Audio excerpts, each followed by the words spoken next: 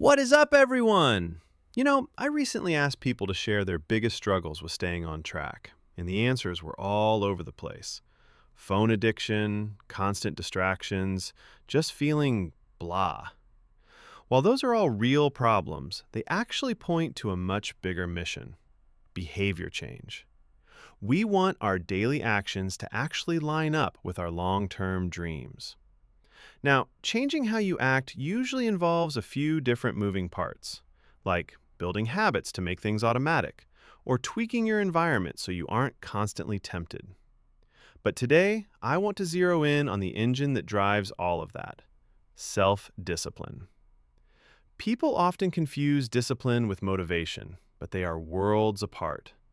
Motivation is just your level of desire. It's how much you want to do something. Discipline, on the other hand, is your ability to actually do it regardless of how you feel. As the writer Samuel Thomas Davies puts it, discipline is about leaning into resistance and living life by design, not by default. It's acting based on what you think, not what you feel. Because let's be honest, on those mornings when you wake up and just don't feel like it, motivation is gone. Discipline is the only thing left to carry you forward. So, how do we actually build this? I've found that the most powerful shift starts with your identity, not your goals. This is a big concept in James Clear's Atomic Habits. Think about two people trying to quit smoking. When offered a cigarette, the first says, "No thanks, I'm trying to quit." That person still identifies as a smoker who is struggling to change. But the second person says, "No thanks, I'm not a smoker." It's a tiny tweak in language, but it signals a massive shift in who they believe they are. Once you embrace a new identity, you naturally feel a psychological pressure to act consistently with that new self. For me, I started calling myself an athlete instead of just a guy who goes to the gym. Suddenly, eating better and training harder wasn't a chore. It was just what an athlete does. Once you've set that identity, you have to remind yourself why you're doing this. I love the story about Jim Carrey back when he was a struggling, broke actor. He wrote himself a check for $10 million, post-dated it 10 years into the future, and kept it in his wallet. Every time he pulled out his cash, he saw that check. It was a constant, tangible reminder of the future he was building. You can do the same. Put a sticky note on your monitor or a photo on your desk. When the work gets grindy, you need that why staring back at you. Another way to toughen up is to literally practice being uncomfortable. Think of discipline like a muscle. If you don't stress it, it won't grow. This is exactly why I'm such a fan of cold showers. Nobody wants to stand under freezing water. It's uncomfortable, and that's the point.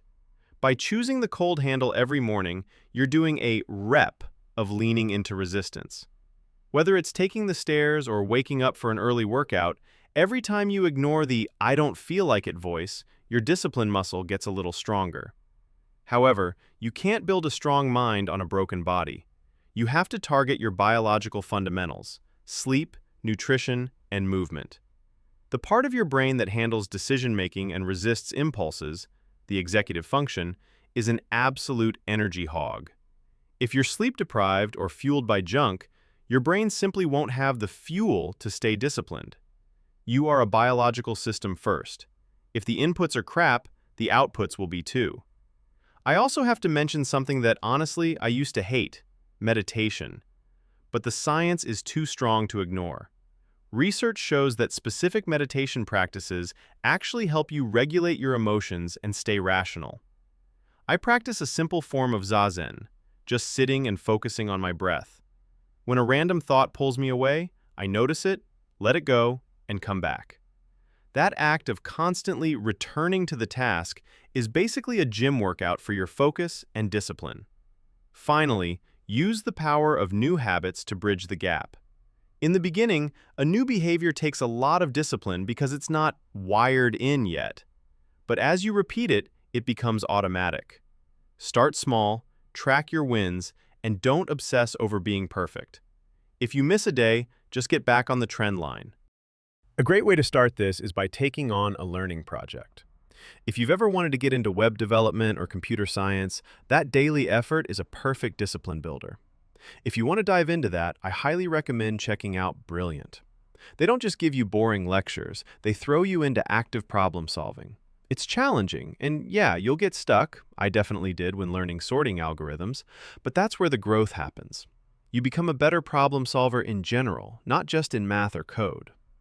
If you want to try it out, go to brilliant.org/Thomas Frank to start for free, and the first 83 people will get 20% off an annual premium subscription. At the end of the day, discipline is the price of admission for every freedom you want in life. It's not about being perfect, it's about being the architect of your own destiny. Thanks for watching, and I'll see you in the next one.